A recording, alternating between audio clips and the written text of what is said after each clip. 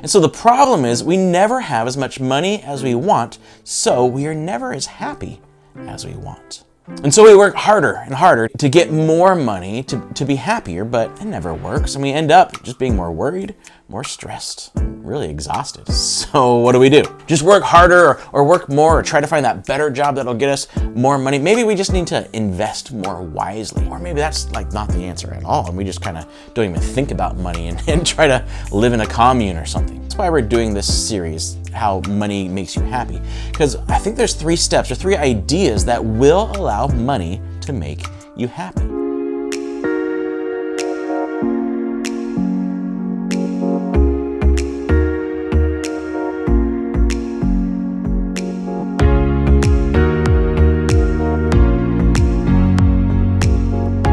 Hey, do you know what this weekend is? Saturday and Sunday. Your favorite weekend in the whole world as a middle school teacher. Nope, it's not Valentine's Day. Though that's kind Your of a second favorite. close. Happy Halloween. Oh, thanks, babe. You You're too. welcome. So this weekend, on Sunday, all the kids are going to go out and get candy. And then on Monday, they're going to take it all to school. Yep. Unless your kids are homeschooled, which they'll just keep at home with you and eat the candy. Or maybe you're without kids. So congratulations, you can keep all the candy to yourself. Or give it away to other people's kids. Yeah. Reese's. Am I right? Yeah. All right. 100. I'm Monica. This is Erin.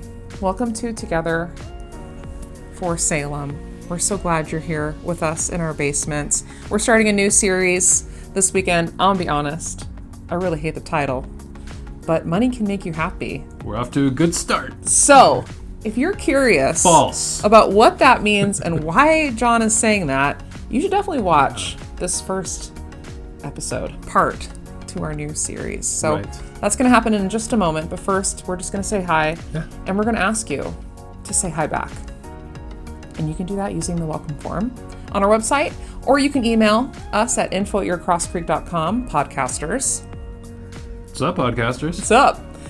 It'd be great to hear from you. It'd be great if you would just say hi. We can say hi back. It's a great way to introduce yourself. We'll send you a free e-gift card just for saying hello. Maybe you want a Bible. You can say trick or treat, and we'll send you a treat. How about that? No tricks. Please. Unless you... Enough tricks already. This is it. Part 1.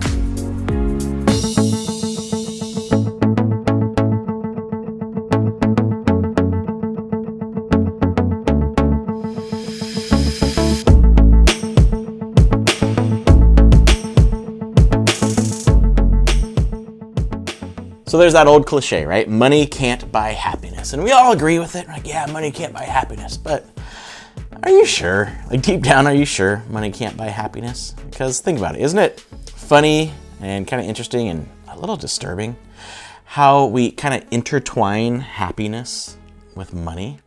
See, we know money can't buy happiness, but we definitely all kind of want a chance to try it for ourselves, right? So for many of us, the amount of money we have often correlates to how happy we are. Because, and it makes sense, money offers security and safety and freedom and peace, right? And maybe, a little pride and prestige and status on this. I mean, not talking about you, of course, but for others, there's that, right? And so we try to use money to make us happy. But the problem is we just end up worrying more and more and being more and more afraid of not having enough money. And even if we're doing okay for right now, there's always that kind of looming fear or concern of the unknown future. Like, what's the economy gonna be like in 5 years? What should I do with my money and so I'll be happy in 5 years? Because the life we want, where we don't have to worry about having enough, it just kind of always seems out of reach, or at least unstable, right? And so the problem is we never have as much money as we want, so we are never as happy as we want. And the result really is one word: greed. And so we work harder and harder to get more money to be happier, but it never works, and we end up just being more worried, more stressed, and really exhausted. So what do? we just like kind of forget that part of it and keep trying. Like just work harder or work more or try to find that better job that'll get us more money. Maybe we just need to invest more wisely. Or maybe that's like not the answer at all, and we just kind of don't even think about money and try to live in a commune or something. No, there's actually a better way, and that's why we're doing this series, How Money Makes You Happy, because I think there's 3 steps or 3 ideas that will allow money to make you happy. And in this episode, what we're going to find out is this: we experience true happiness when we understand true ownership. And we see this idea play out in an account, a historical account written by the ancient historian Luke, of Jesus talking about money. He talked about money a lot. But here's one account of Jesus talking about money. So Jesus is teaching, right? And he's got this crowd around him. And as he's teaching, some dude blurts out. So verse 13 of Luke chapter 12. Then someone called from the crowd, "Teacher, please tell my brother to divide our father's estate with me." Jesus replied, "Friend," I don't think I would have called him friend. "Friend, who made me a judge over you to decide such things as that?" Jesus is like, dude, seriously? Like, have you not been listening to anything I've been saying? Figure that stuff out on your own. I got way more important things to worry about. And then, beware, guard against every kind of greed. Life is not measured by how much you own. And when we hear that life's not measured by how much we own, we all nod and agree, right? Like, yeah, don't be greedy. Those greedy people, they suck. I don't like them. Life isn't, look, you know this, life isn't measured by money, but it's measured by how much we live, laugh, and love, right? Which is why we love those movies about that guy who gets, he's all caught up in his job and advancing so that he ignores his family and other relationships, right? But then something happens. And he realizes that, life's more important than money and getting ahead. And he makes some changes, and he changes into like a generous person who finally gets it, right? Like the story of Scrooge or Liar Liar or Bruce Almighty. I want her to be happy. Maybe just Jim Carrey movies, really. And so we watch these movies and we read these stories and we agree with them. We agree, yeah, life is way more important than just worrying about money. We watch it, we enjoy it, and then we get back to work to make more money so we can have enough to be happy, right? See, we all agree that greed is bad, but still want a little more than we have. And Jesus knew that. And so when he's dealing with greed, and he has this time to give an example of greed, he, again, instead of laying down a list of rules for us to follow, he tells a story. Then he told them a story. A rich man had a fertile farm that produced fine crops. He said to himself, "What should I do? I don't have room for all my crops." Then he said, "I know! I'll tear down my barns and build bigger ones. Then I'll have room enough to store all my wheat and other goods. And I'll sit back and say to myself, 'My friend, you have enough stored away for years to come. Now take it easy. Eat, drink, and be merry.'" Sounds pretty good, right? Like this guy has a solid retirement plan. He's reached the point that we all hope to reach someday. See, who isn't hoping to gather enough to be able to sit back, relax, and not have to work anymore? How many of us are really just spending our days just waiting for the day we can retire? And maybe a lot of people in Jesus' audience, and maybe a lot of people in this audience, is thinking, well, yeah, Jesus is answering that greedy guy who wanted him to decide between him and his brother. He's answering him with this thing, like, guy, the key to happiness isn't inheriting stuff and hoping something falls in your lap. No, the key to happiness, the key to fighting greed really is working hard enough to get enough to live on, right? The key to money making you happy is don't squander what you have. Don't just sit back and hope it happens, but work hard and be smart and save all you can. That's what Jesus is saying, right? And he's saying you won't be greedy once you have enough. See, you won't be trying to get more because you'll have enough, and then you won't try to take from others, right? That's what Jesus is saying, right? Nope. But God said to him, "You fool! You will die this very night. Then who will get everything you worked for?" Whoa! That's kind of extreme, Jesus. This guy works hard and then God kills him for it, right? What in the world is going on? I mean, this guy, this rich man, seems kind of prudent, actually, right? I mean, maybe a little bit selfish, but greedy? Like, isn't Jesus supposed to be talking about greed here? What's going on? Well, let's again look at this conversation the guy has with himself.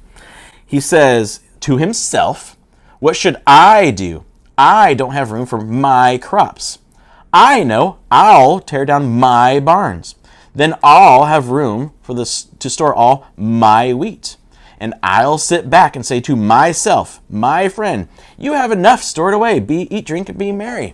See, the issue isn't that this guy prudently saved a little bit so that, he could have enough to be generous and help others. No, the issue is this rich man saw everything he had as his, and he hoarded it to use it how he wanted on himself. The more we think we own what we have, the more we think we deserve what we have. And the more we think we deserve what we have, the more we think we deserve to have more than what we have. And so this guy's whole line of thinking is flawed. Because does he really own what he has? Well, you might say, well, he owns the land, doesn't he? Well, he probably inherited it. That's kind of how it worked back then. He didn't do anything to get it. He was just like the firstborn, so he got the land. And he didn't create the dirt in the land, did he? Well, he worked it. He worked hard, and he deserves what he earns, right? Well, first of all, he's a rich man at that time, so he didn't work his own land. He probably paid others to work it, so they did the hard work, really.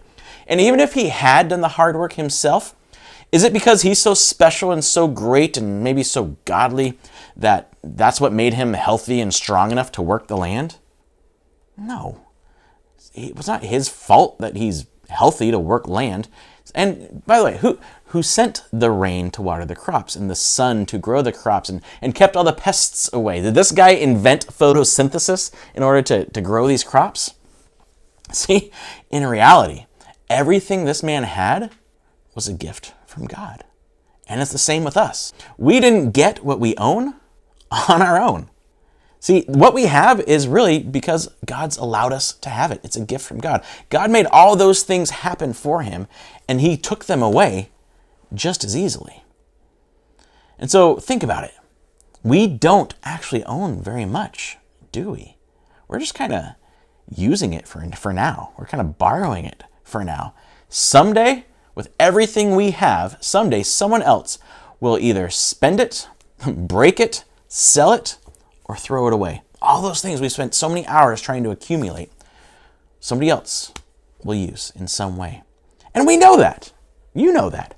Which is why we fear the future, because we know it can all be taken in a moment. See, relying on money only creates fear.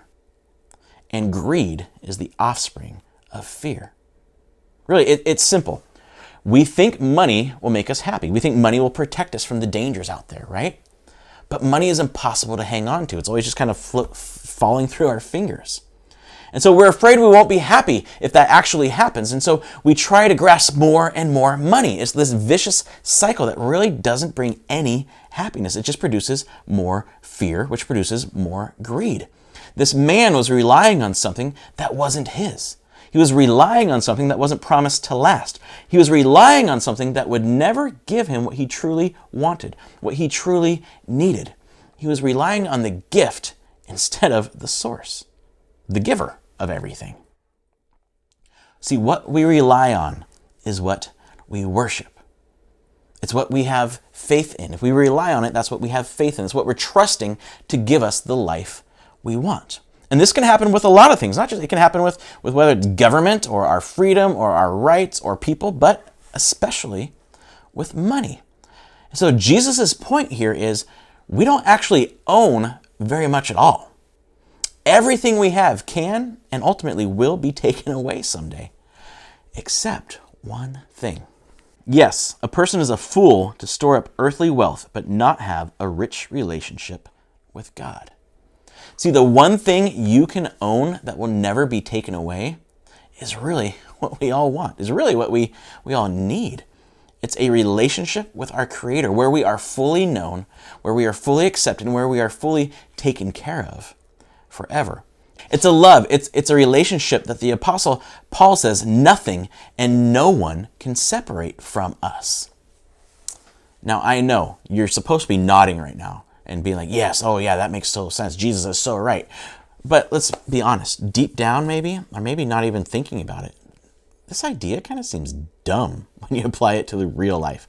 Like when you apply it to the real world. Like, oh, I don't need more stuff. I just need a relationship with God and then I'll be happy. Okay, God's not going to buy me a boat. And I agree. This is dumb. It's dumb if right now is all there is to our existence. It's dumb if we are just flesh and blood. If we're just material beings in a material world, it's a dumb idea. Because if that's all we are, if that's all this is, then getting as much as we can for ourselves, no matter who gets hurt or ignored, should make us happy. Because if this is all there is, then let's get as much as we can for ourselves and enjoy it, right? But we know that's not true. You know there's something more than that. That's why all of us have this inner disgust for the idea of people who use others simply to get more for themselves or simply to get ahead. That's why we know happiness is about way more than just money and stuff and our comfort. See, we all know the truth is happiness is about being known and accepted. True happiness is about being known and accepted for who we truly are. And the only place we can find that perfectly is with the one who made us, with the one who knows us, with the one who loved us enough to die for us. And so when we realize God owns everything, we learn to rely on him for everything. And when we rely on God for everything, it allows us to be thankful for and content with what is given to us. And in that reliance, in that thankfulness, and in that contentment, that's where we find happiness. That's where we find peace. And that's where we find joy. It doesn't matter how little we have or how much we have. We know that we can trust him and that he cares for us. And so we don't have to worry about money. And I'm gonna pause you, teleprompter girl. We can keep this in there. Like, honestly, this is something I need to hear. Like when I'm writing this, when I'm saying this, I'm like, no, this is dumb. But really, it's true. We need to not focus on relying on money because it's so empty.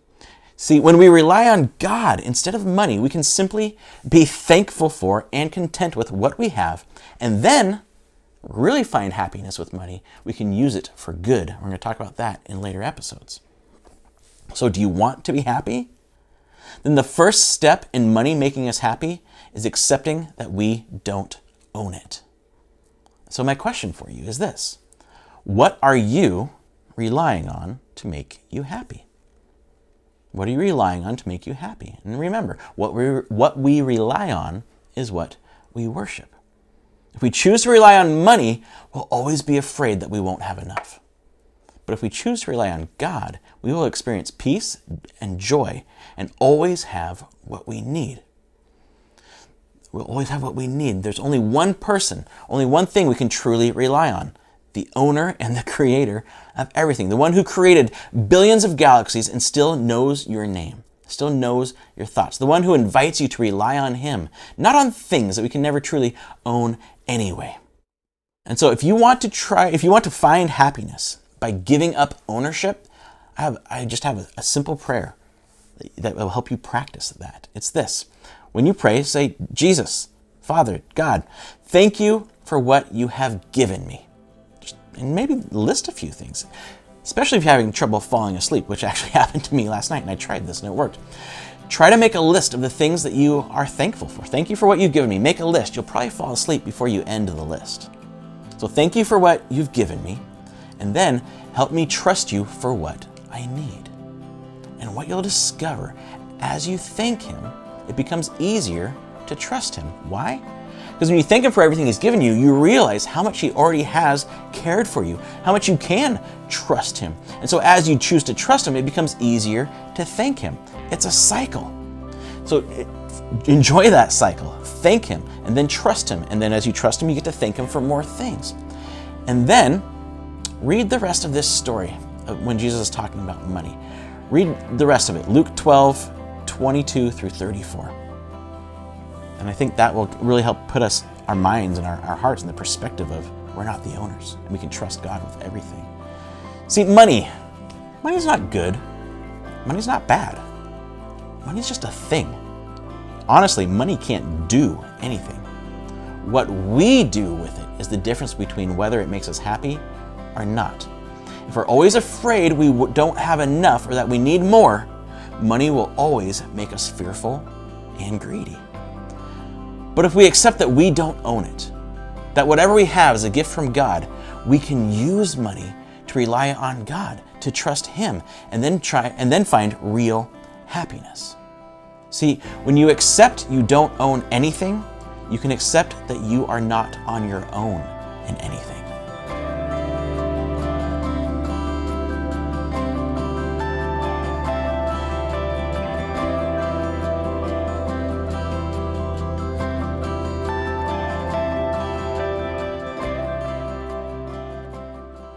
Okay, some helpful prayers there to trust God with our money, to show some gratitude, which is awesome. We have a bit of a Bible story to finish up reading.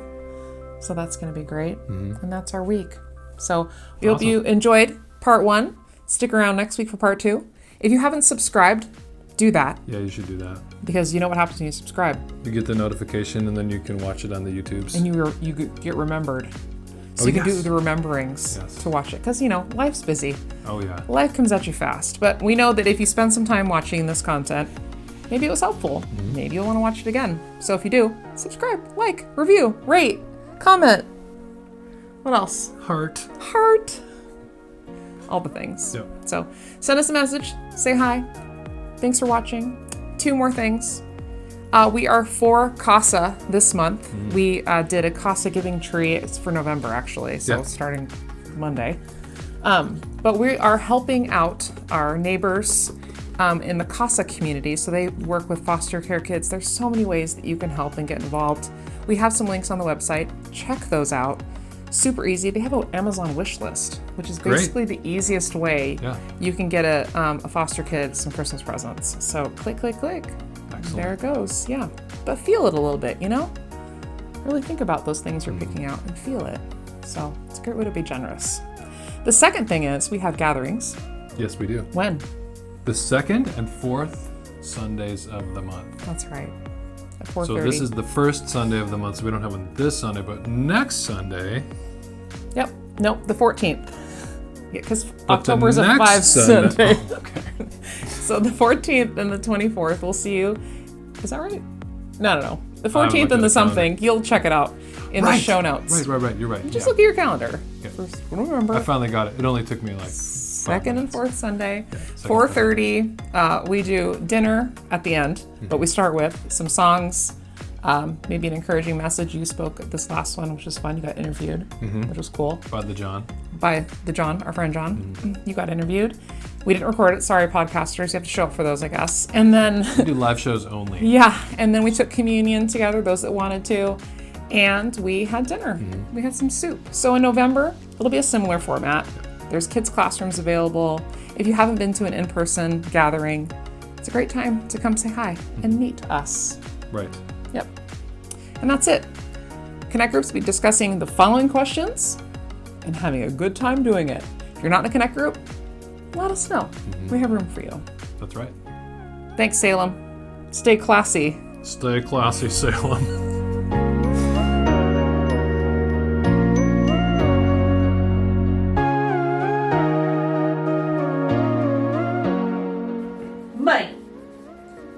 Money.